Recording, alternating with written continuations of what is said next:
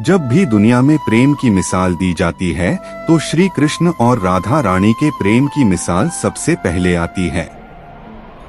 क्या आप जानते हैं कि उस अनुपम प्रेम कहानी का अंत कैसे हुआ जिसने समय की सीमाओं को तोड़ दिया, उस कहानी का जहां राधा रानी का नाम श्री कृष्ण के साथ हमेशा हमेशा के लिए अमर हो गया। क्या आपकी आत्मा ने कभी यह जानने की लालसा की है कि उनके जीवन के अंतिम क्षण कैसे थे? उनकी आंखों में कौन सी अंतिम इच्छा थी? क्या उन्होंने अपने प्रिय मोहन से अंतिम समय में कुछ कहा था, कुछ मांगा था? एक ऐसा प्रश्न जो सदियों से प्रेमियों के मन में गूंजता रहा है। ये सिर्फ एक प्रेम कहानी नहीं थी, ये दो आत्माओं का ऐसा अलौकिक मिलन था जो हर बंधन से परे था। आज हम उस अनकही गाथा के गहरे रहस्यों को जानने की यात्रा पर निकलेंगे। हम उस पल को समझने का प्रयास करेंगे जब राधा रानी ने अपने पार्थिव शरीर का त्याग किया और उनकी अंतिम इच्छा क्या थी, वह इच्छा जिसने उनके प्रेम को अमर कर दिया। क्या आप तैयार हैं उस प्रेम की गहराई में उतरने के लिए जो आज भी हर धड़कन में जीवित है? क्या आप उस सत्य का सामना करने के लिए तैयार हैं जो राधा और कृष्ण के प्रेम को केवल एक कहानी नहीं बल्कि एक शाश्वत अनुभव बनाता है? तो आइए कमेंट में जय श्री राधे राधे लिखकर इस प्रेम में यात्रा की शुरुआत करते हैं। जय श्री राधे राधे मित्रों, राधा कृष्ण के प्रेम को जीवात्मा और परमात्मा का मिलन कहा जाता है। राधा श्री कृष्ण के बचपन का प्रेम थी। जब श्री कृष्ण 8 वर्ष के थे तब दोनों ने प्रेम की अनुभूति की। राधा रानी ने जीवन भर अपने मन में श्री कृष्ण के प्रेम की स्मृतियों को बनाए रखा। यही उनके रिश्ते की सबसे बड़ी खूबसूरती थी। कहा जाता है कि राधा रानी और बांसुरी दोनों ही श्री कृष्ण को सबसे ज्यादा प्रिय थी और ये दोनों आपस में एक दूसरे से गहराई से जुड़ी हुई थी। कृष्ण की बांसुरी की धुन ही थी जिसे सुनकर राधा श्री कृष्ण की ओर खींची चली आती थी। राधा की वजह से ही श्री कृष्ण बांसुरी को हमेशा अपने पास रखते थे। भले ही श्री कृष्ण और राधा रानी का मिलन ना हो सका, लेकिन उनकी बांसुरी उन्हें हमेशा एक सूत्र में बांधे रही। श्री कृष्ण की होकर भी उनकी ना हो पाने का दुख राधा रानी को हमेशा रहा। कहा जाता है कि जब कृष्ण वृंदावन छोड़कर जा रहे थे तब राधा रानी ने कृष्ण से खुद को अपनी पत्नी बनाने का निवेदन किया, पर कृष्ण ने कोई जवाब नहीं दिया, ना ही पलटकर राधा रानी की तरफ देखा। जिस पर दुखी होकर राधा रानी ने कृष्ण से विवाह ना करने का कारण पूछा तो कृष्ण वहां से बिना कुछ कहे ही जाने लगे। इस पर राधा रानी क्रोधित हो गई और चिल्लाकर यह प्रश्न दोबारा किया। क्रोध को देखकर श्री कृष्ण मुड़े तो राधा रानी भी हैरान रह गई, क्योंकि श्री कृष्ण पूरी तरह राधा रानी के ही रूप में थे। राधा रानी समझ गई कि वो भी कृष्ण ही है और कृष्ण भी राधा ही है, दोनों में कोई फर्क नहीं है। राधा ही कृष्ण और कृष्ण ही राधा है। राधा रानी कृष्ण की ना होकर भी आज भी उनके साथ पूजनीय है। राधा कृष्ण के प्रेम की यह कहानी अधूरी होकर भी अमर है।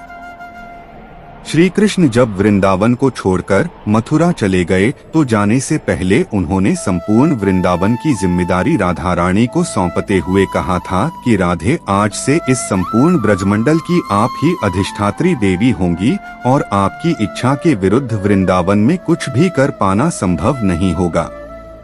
जिसके बाद श्री कृष्ण वहां से सदैव के लिए चले गए और उसके बाद राधा रानी का कृष्ण से मिलना और देखना दुर्लभ हो गया।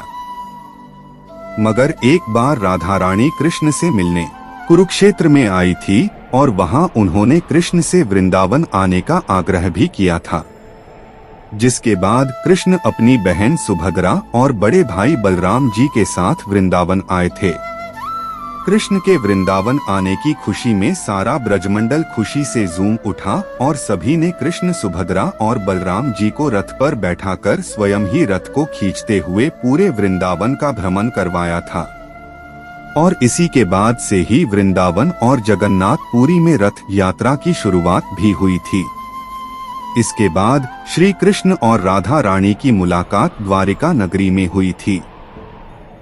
अपने सारे कर्तव्यों का निर्वाह करने के बाद राधा रानी द्वारिका नगरी गई थी और अपना बाकी का समय वही बिताने की इच्छा कृष्ण से जताई थी।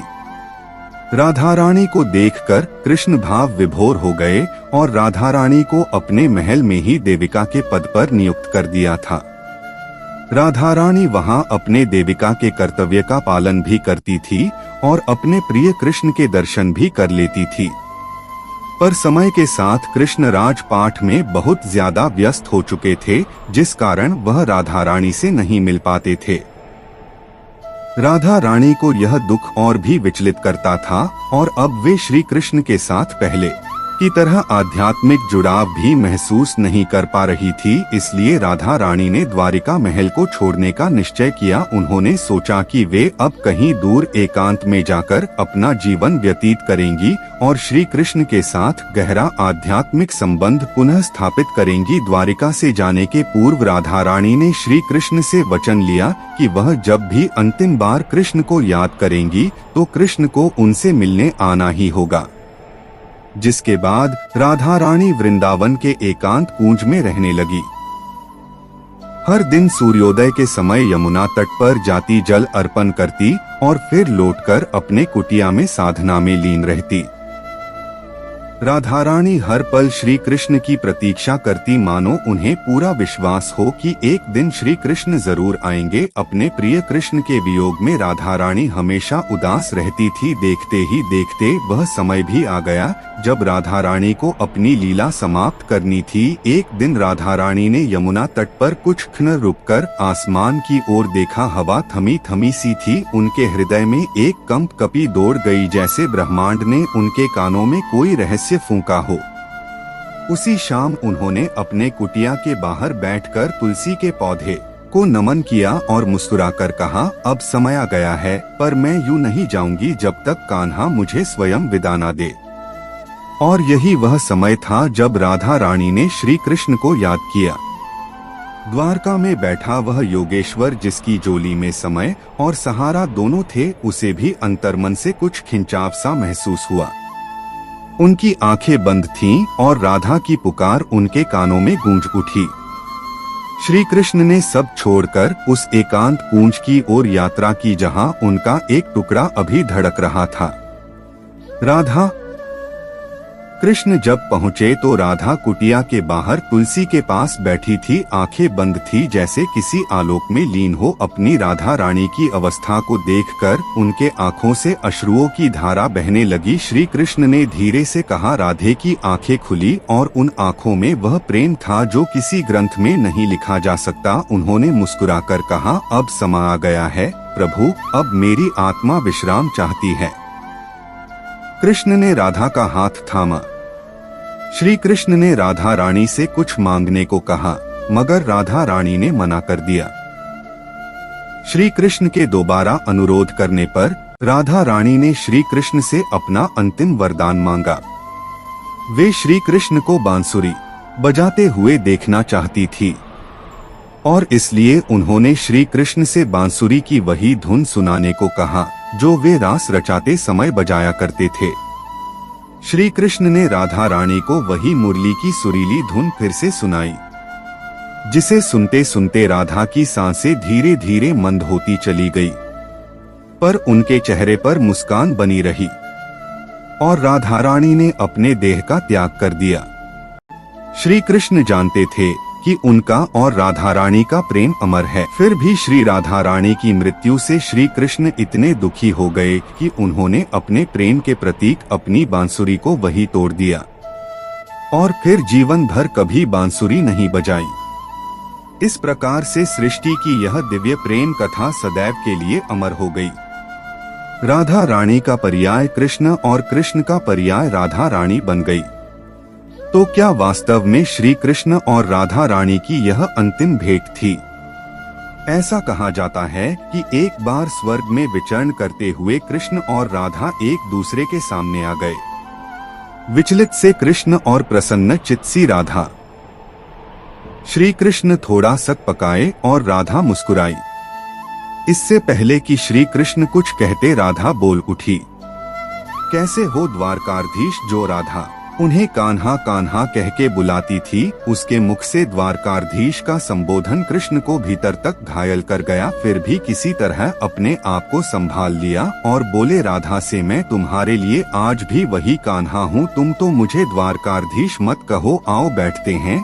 कुछ मैं अपनी कहता हूँ, कुछ तुम अपनी सुनाओ। सच कहूँ राधा, जब जब भी तुम्हारी याद आती थी, इन आँखों से आंसुओं की बूंदें निकल आती थी।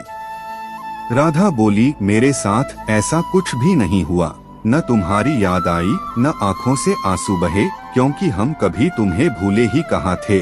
जो तुम याद आते, इन आँखों में तो सदा तुम ही थे। कहीं आंसुओं के साथ निकल न जाओ, इसलिए रोते भी नहीं थे। हे कान्हा, प्रेम के अलग होने पर तुमने क्या खोया, इसका एक आईना दिखाऊं तुम्हें। कुछ कड़वे सच और प्रश्न सुन पाओ तो सुनाओ। कभी सोचा है इस तरक्की में तुम कितने पिछड़ गए। यमुना के मीठे पानी से जिंदगी की शुरुआत की और समुद्र के खारे पानी तक पहुंच गए। एक उंगली पर चलने वाले सुदर्शन चक्र पर भरोसा कर लिया और 10 उंगलियों पर चलने वाली बांसुरी को भूल गए। कान्हा, जब तुम प्रेम से जुड़े थे तो जो उंगली गोवर्धन पर्वत उठाकर लोगों को विनाश से बचाती थी, प्रेम से अलग होने पर वही उंगली क्या क्या रंग दिखाने लगी। सुदर्शन चक्र उठाकर विनाश के काम आने लगी। कान्हा और द्वारकाधीश में क्या अंतर होता है, बताओ। कान्हा होते तो तुम सुदामा के घर जाते, सुदामा तुम्हारे घर नहीं आता। युद्ध में और प्रेम में यही तो फर्क होता है। युद्ध में आप मिटाकर जीतते हैं और प्रेम में आप मिटकर जीतते हैं। कान्हा, प्रेम में डूबा हुआ इंसान दुखी तो रह सकता है पर किसी को दुखी नहीं कर सकता। आप तो कई कलाओं के स्वामी हो, स्वप्न दूरदृष्टा हो, गीता जैसे ग्रंथ के दाता हो, पर आपने ये क्या निर्णय लिया। आपने अपनी पूरी सेना कौरवों को सौंप दी और अपने आप को पांडवों के साथ कर लिया। सेना तो आपकी प्रजा थी, राजा तो पालक होता है, उसका रक्षक होता है।